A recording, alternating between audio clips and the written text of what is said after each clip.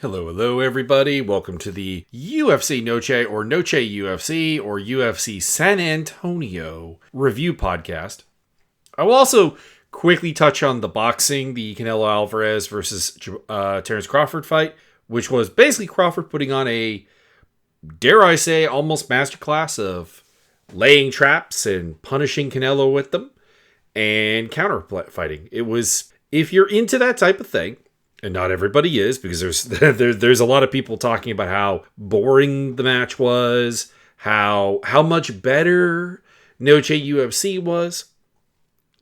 And I'm not going to tell anyone that they were wrong. It's just that if I'm just prefacing by saying, if you enjoy technical boxing, it was a treat, and I really enjoyed it. So there you go. Now I will say that as far as correcting everything wrong with boxing, Dana White will not be doing that.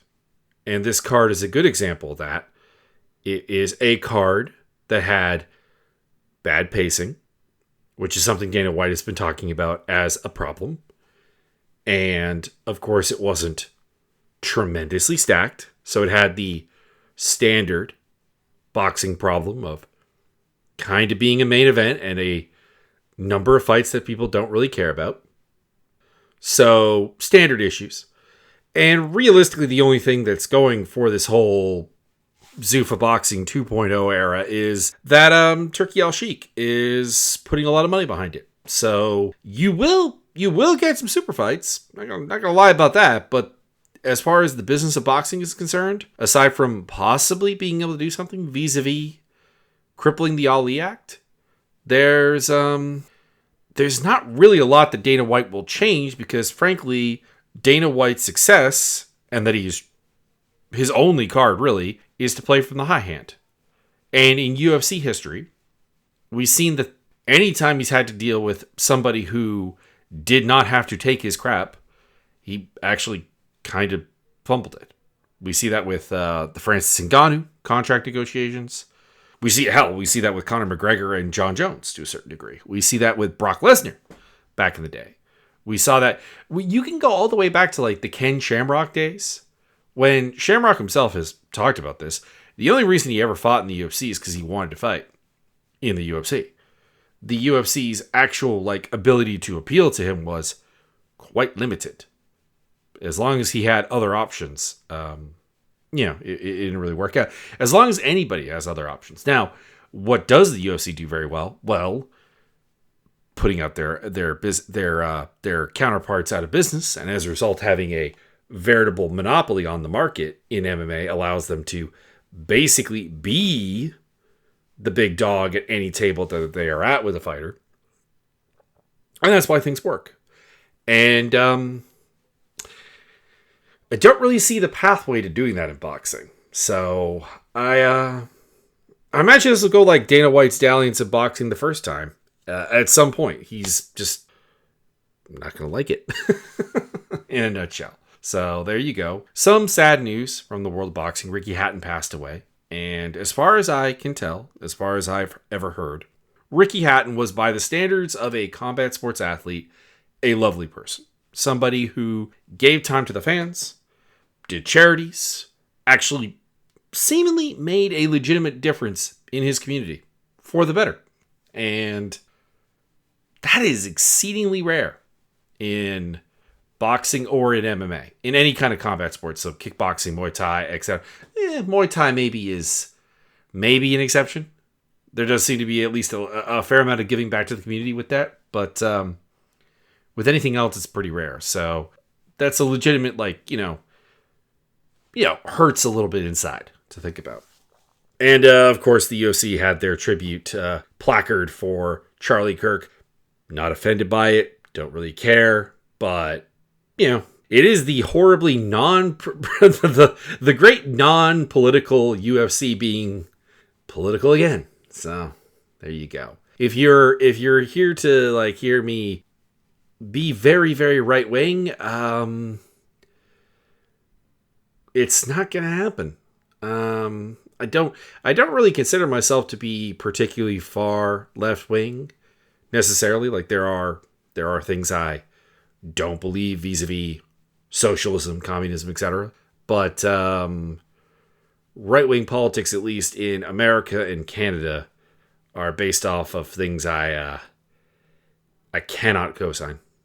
That's what it boils down to. And I'm not happy Charlie Kirk is dead. I'm not cheering the assassination.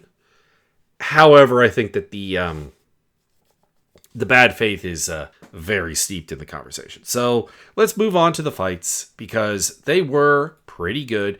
This card was not especially good on paper, and I wouldn't say I'm going to look back on it particularly that fondly, but like the main event was very good. The co-main event was also a pretty fun time. Hernandez versus Fajeda was perfectly acceptable. Garcia versus Gordon, despite the drama that has come out of it, was fairly acceptable.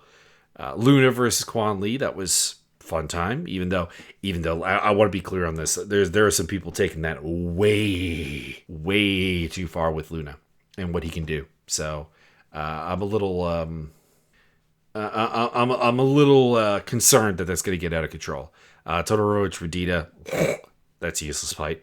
Joaquin Silva versus Claudio Plez was not bad, but it wasn't especially good either. Suarez versus Lemos was a pretty bad fight. Aguilar versus Garule was...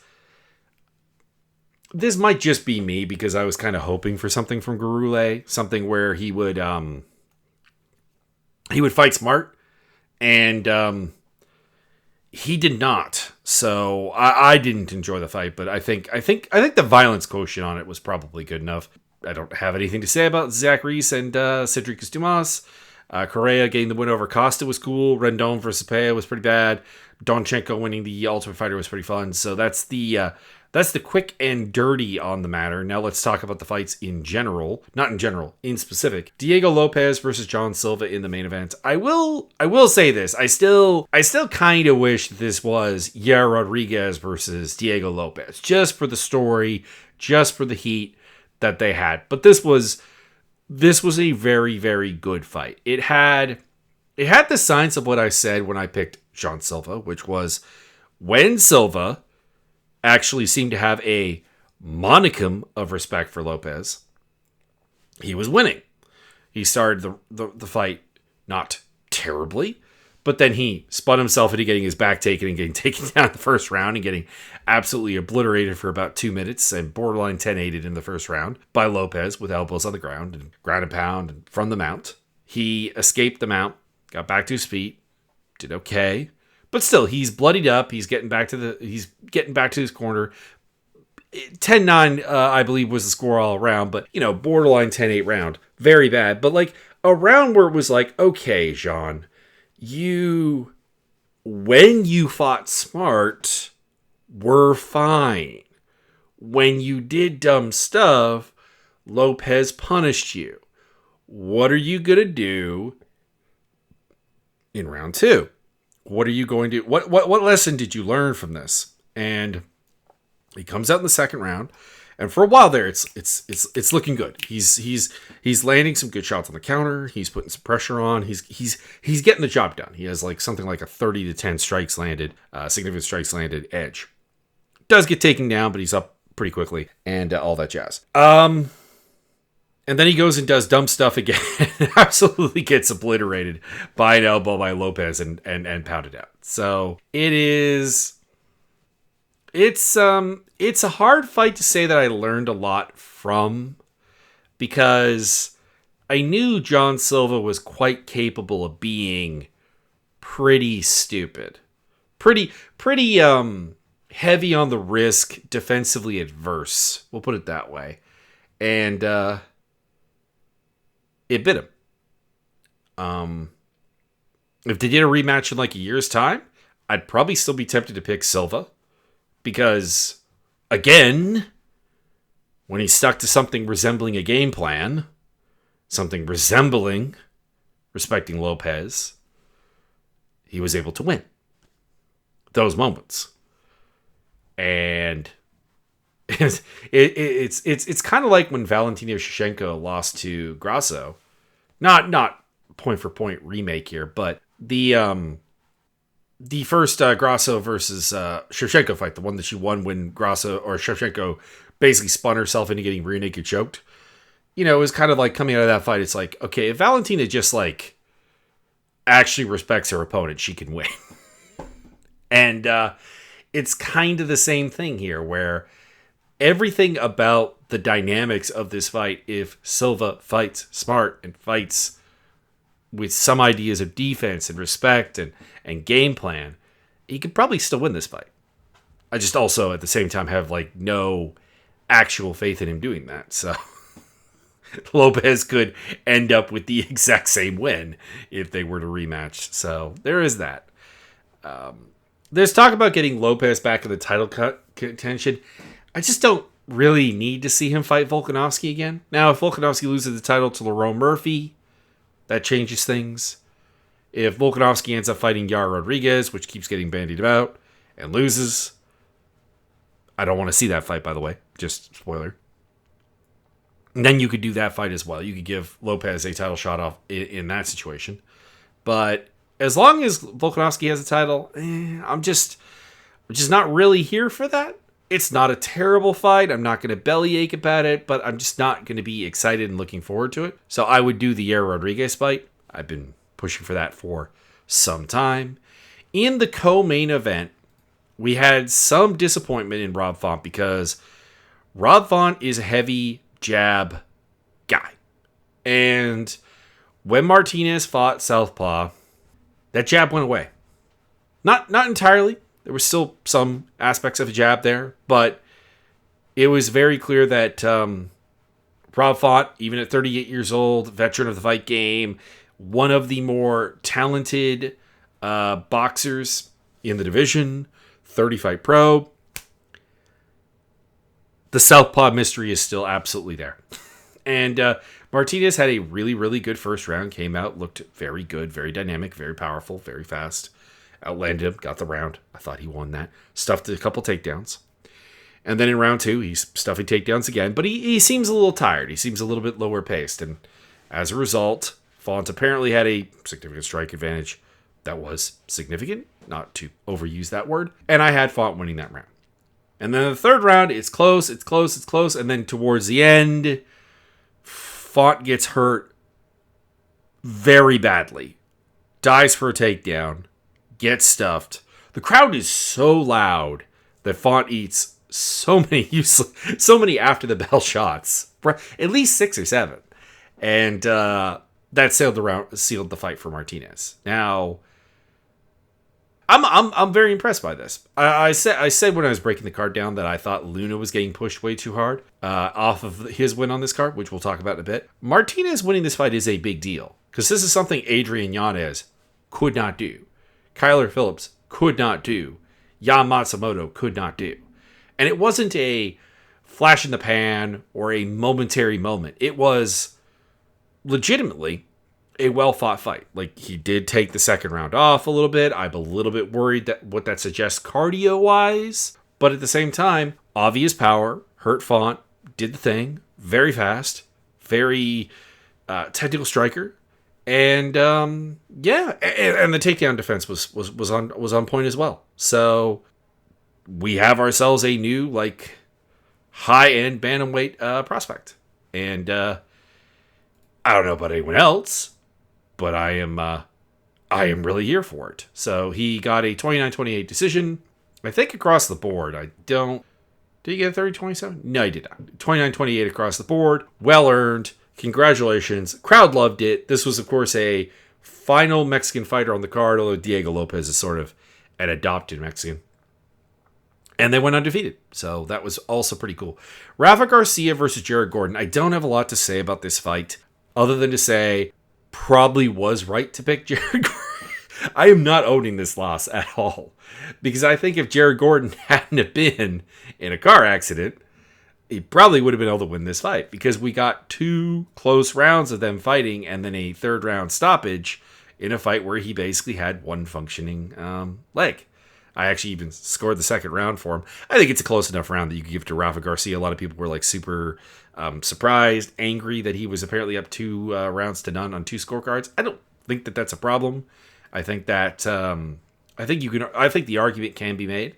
But there is a really bizarre narrative coming out. I suppose I should say he did get knocked out in the third round by Garcia, which is rare because Garcia does not have power of any kind. Like, if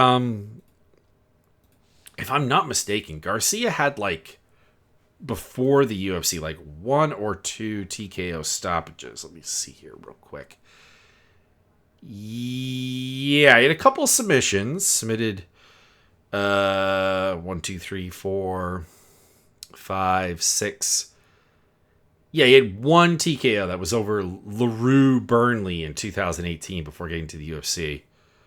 So this is his second ever TKO, which is, I guess that tells you all you need to know.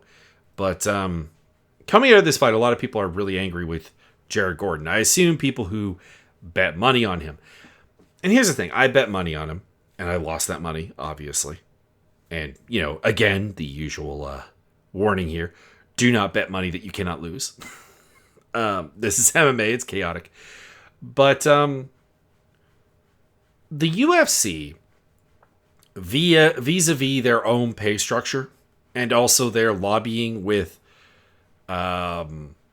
commissions and the lessering of medical screenings, the less stringent medical screenings, have done everything in their power to make this exact sort of thing happen, where a fighter fights hurt, fights sub 100%, and is actively punished if they don't. Because if Jared Gordon had pulled out of this fight, admitted the injury, etc., he would not have gotten paid.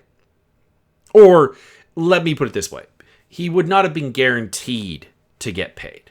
It is possible that the UFC would pay him off of public pressure of some kind, pay the guy who got hit by a car sort of thing, but they would not legally have to. And then on top of that, he's got medical bills to pay off of this, of course. I mean, I got hit by a car here in Canada, and let's just say, thank God for socialized healthcare. I imagine he was looking at a couple $1,000s at the very least. And he went forward and fought because of that. So if you want this to change, you want this to be fixed, you should stop yelling at Jared Gordon or talking about how Jared Gordon screwed you. You need to talk about the UFC and their pay and their medical practices. That is it. That is how you change this. Because you might make Jared Gordon feel bad or something, but another fighter will just do that. And also, I don't like the fact that this is being compared to James Krause, because the moral failing of the James Krause situation to me was that there were fights that were thrown. At the very, very least, there was that Derek Minner fight where he had a busted up knee and he came out throwing power low kicks. And this is a guy who doesn't kick. He doesn't have a kicking game at all. It's incredibly un-Minner, and he, folded when his, knee popped again and got finished in the first round. That's not what Gordon did. He went out here and he, I think, gave a proper attempt to win this fight. If he was throwing the fight, he was making it look real good. And I don't think he has that kind of acting skill. But yeah, he went out there and he fought as best as he could, and yes, he was compromised, but that is the nature of betting on this sport. As long as the fighter pay is as it is, and as long as the medical standards are as they are, you are going to see fighters who sneak in with a knee injury or a shoulder injury or whatever. We've seen guys sneak in with staph. So go bother the people that can actually fix this problem. And that's not Jared Gordon. There you go. Kelvin Gastelum versus Dustin Stolfus, I don't have much to say about. I scored it for Gastelum fairly closely. I had him winning the second round and the third round. Actually, no, I had Stolfus winning 2 rounds, but it's I don't have anything really to say about the scoring. I have no problem with Gastelum winning. He was the one who had the damage on Stolfus. He had the clear second round 1 and round 2 have conversations about them. You could go 30-27, gas him. So obviously I'm not going to have a problem of him winning. But he missed weight a weight class up. And at this point, I would cut him if I were the UFC. Don't get me wrong. I say this as a guy who, when Gastelum won the Ultimate Fighter, was a big fan of him. I'm like, this guy's got speed. He's got the athletic muss. He seems like a humble, moldable guy. Get him a good coach, and we're going to be off to the races. He's going to learn new things. He's going to develop things, and he may even win a title. And instead, we got a guy who has real problems making weight. And, well, he has gotten better as a boxer and generally has a decent idea when he comes into a fight. I just can't overlook the fact that he seems unprepared between camps. And also there's a lack of adaptation to his game as well. So when he runs into somebody who actually has a reliable answer for what he does, it gets ugly. And just in this fight, he was fighting Dustin Stolfus, who is one of the slowest guys in the weight class. And therefore, he did not have a reliable answer at any point. Then we have Santiago Luna versus Quan Lee. And the reason I'm saying pump the brakes on Santiago Luna here, who got a first-round stoppage, double knockdown, and finished the job, is that, number one, Lee was winning early. He was actually looking like he could control the range and counter Luna effectively. And then he kind of just lost his head and went trading hooks with Luna and lost. So you had a bad performance from Lee on top of the fact that Lee himself is just not very good to begin with. So pump the brakes. Luna has a lot of promise, a lot of potential, and he's very, very young. And I expect him to turn into something quite good. I'm just saying, right now, there is a lack of what we see. Now, I actually skipped a fight. So I'm going to go back to Alexander Hernandez versus Carlos Diego Ferreira, which was a win for Hernandez. And it's good to see, but I do feel like Hernandez's win streak is being very, very overrated, because he's beaten Austin Hubbard and Kurt Hallbaugh, who are old, and well, they were on the comeback season of Tough for a reason. And he beat Chase Hooper, who's a very underwhelming physical fighter, and of now 40-year-old Carlos Diego Ferreira. And I think people are treating this as if he has like fixed his stuff and figured things out, and I don't think he has. I think he's better. I think he's got more creativity in his boxing. He has better, or at least more varied game plans when he comes into fights. So, like, he is better. I think he is getting better. I just think that, realistically, the fights he has gotten and has won are against guys that are past their best state. Or in the case of Hooper, who definitely has years left, is just a flawed, very limited fighter in very specific ways. And obviously, I've been picking against him to a certain degree in these. I picked CDF here. I think I picked Hooper to beat him. I can't recall off the top of my head. So I can't say that, like, hey, I'm calling it, like, perfect and coming through, but I might have even picked Hallbaugh, honestly. I know I didn't pick Hubbard. I don't think... I legitimately don't think I've ever picked Hubbard in a UFC fight. And I'm looking at Hubbard's record here just to see, okay, is there one that I might... Probably Dakota Bush back in 2021. Just because I'm not sure I could see myself picking Dakota Bush to win a UFC fight. So that might have been the one. But I just think that with Hernandez, like what we're seeing now, instead of his win-lose that he used to have, is that he is fighting dudes who, like, he just can beat. Like, the step up hasn't been there. Like, if you remember back in his early days, he came in and he wasted Beneil Dariush, and then he had a really good win over Aubin Mercier, and then it's like, here, have Donald Cerrone, have Francisco Trinaldo, have Drew Dober. Then, hey, okay, we're going to, give you Chris Grutzmacher, and you win that. And then you lose to Thiago Moises. And you're going to be Mike Breeden, and then you're going to lose to Moicano. You're going to lose to Billy Quarantillo. It's just like that step up hasn't been there. Like, he's just fought guys that, again, are a little too shop-worn, and that's it. Dusko Todorovic ran over Jose Daniel Medina by rear naked choke in the first round. I don't have anything to say about this. They were trying to make a big deal about Todorovic being with a new camp and having fixed some things, and I'm like, no, Medina's just bad. I'm not going to say that being with a new team is a bad idea. I mean, he was on a 3-fight losing streak to Christian Leroy Duncan, Mansour Abdul Malik, and Zach Reese, but like, this is just like, here, have the absolute bottom of the barrel fighter, and you better beat him. And he did. So I don't really have a lot else to add there. Medina does not belong in the UFC. I appreciate his heart and everything, but he doesn't belong here. And yeah.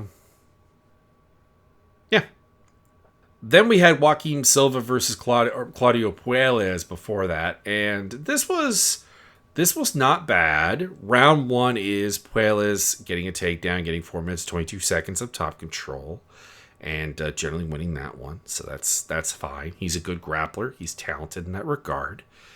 But the problem with him is his takedowns are bad. They have some good timing on them, so he sometimes gets them. But like, he went 4 for 16 against Silva in this fight when it came to takedowns, and it was not good. It was like, round 1 was the success point. And the issue is he just kind of drops to his knees and just stops driving. Like, he either has to instantly get it or it's not happening.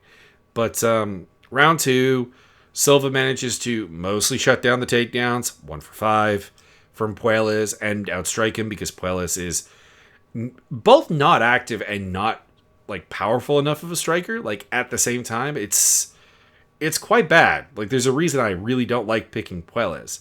And then round 3 comes around. Puelles does get a takedown, does get some time on top control, probably is edging the round, and then he gets knocked down. And like, that's kind of just it. Like, there was no coming back from that. And he ended up being outlanded like significantly in that round. So Joaquin Silva picking up the decision here.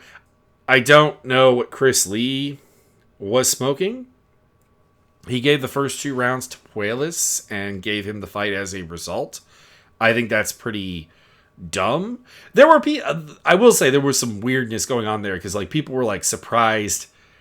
Like, they're like, oh my God, split. Oh, I can't believe he gave him the second round. Like, what else was he going to give him? Like, you can't give him the third round. So, if you are going to give Puelles 2 rounds, it is 1 and 2. But no, there is no reason that Mike Lee or Chris Lee should be giving this fight to Puelles, and that's probably why he did. Because Chris Lee to me may be the honest to God worst judge in MMA, and it's because I can't figure it out.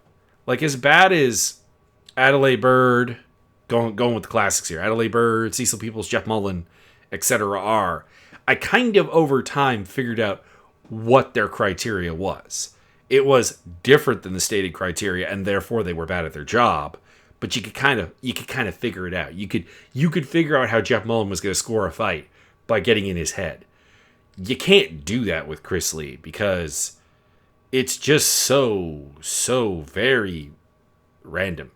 Kind of where I got to leave that one and not really say much else. Congratulations, Silva. Puelles, please get some new coaching. I think I said that in the preview, and I would like that to happen again.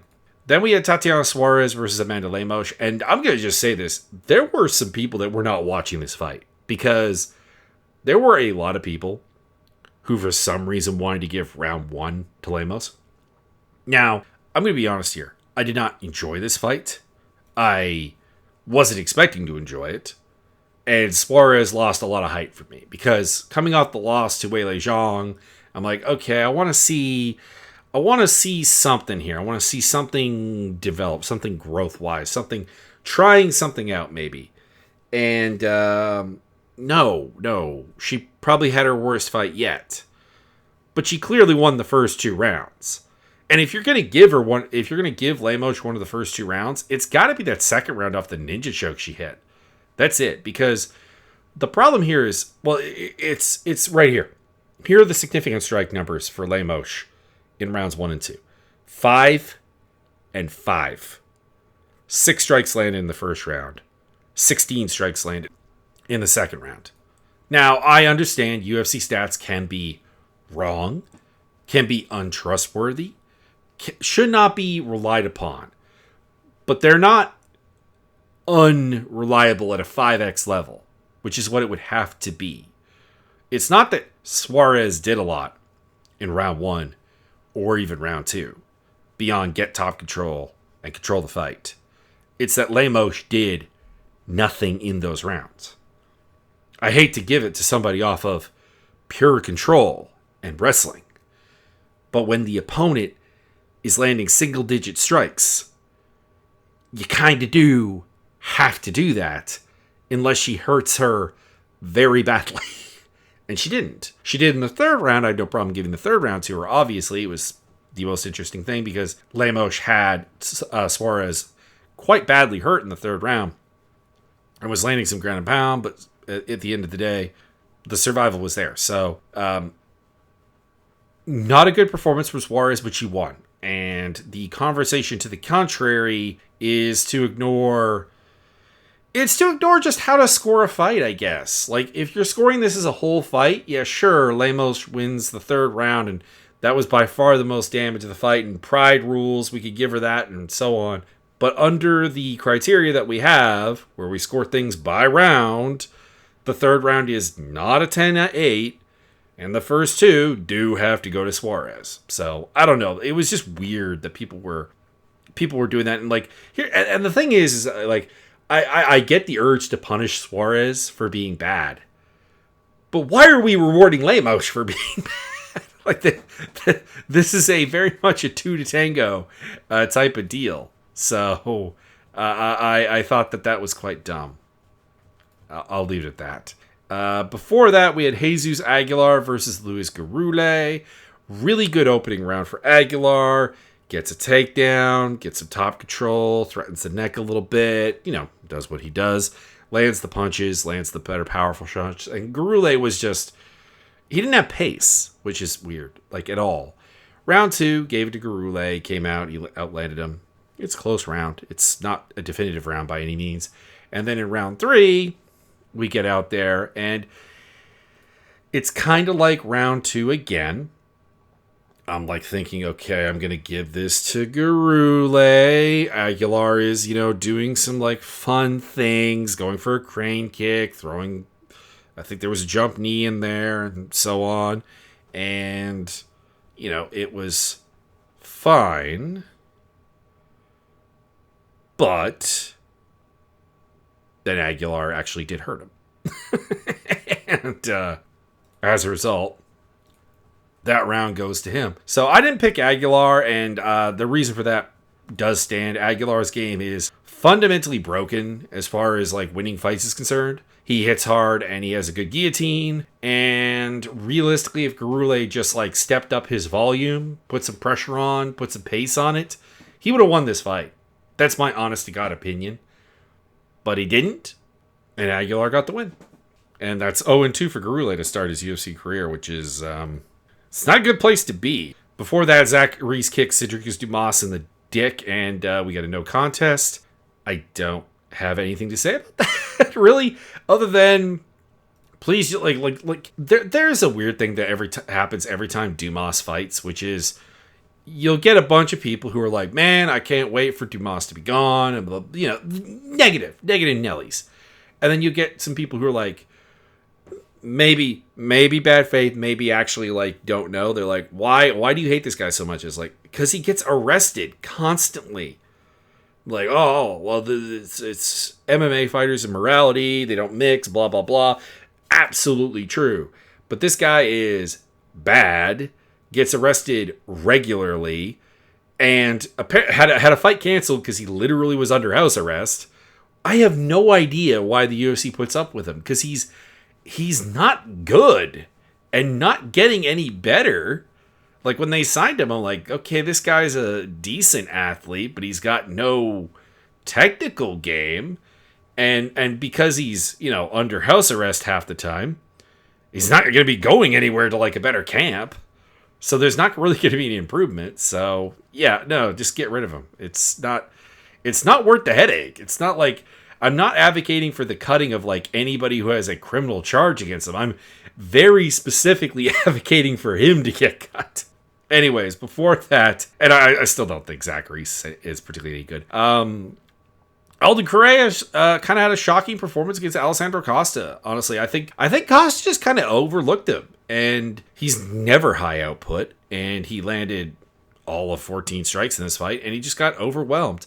Correa won the first round, I thought. Correa won the second round, I thought.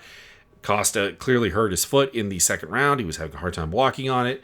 There was some blood. I don't know what happened. I'm actually kind of intrigued to get an update on that one, because that was a weird injury, but like clearly something up with the foot, both feet actually of Costa apparently. And there's a point in this opinion where I think a doctor should have been called in and just called the fight, because he had a really hard time getting back to his stool for round 3, and his corner fires him up. It's like, hey, go back out there, and then he just gets absolutely mollywopped. Goes for a takedown, and Correa just unloads on him, beats him down. There was a towel thrown in, though officially a referee stopped this fight. So I appreciate the towel. It's a very rare thing we don't see a lot of in MMA, and we should see more of it. But I think the corner should have just stopped him from going out there, honestly. Montserrat Rendon versus Alice Pereira. Alice Pereira is not ready for the UFC. This is 135, so maybe they can find her some wins. But yeah, she's not good. She's 19 years old and she's huge. And that's the only thing to be interested in, honestly. Rendon, I thought, won the second and the third round. The second is very, very clear. The first and the third are close-ish rounds.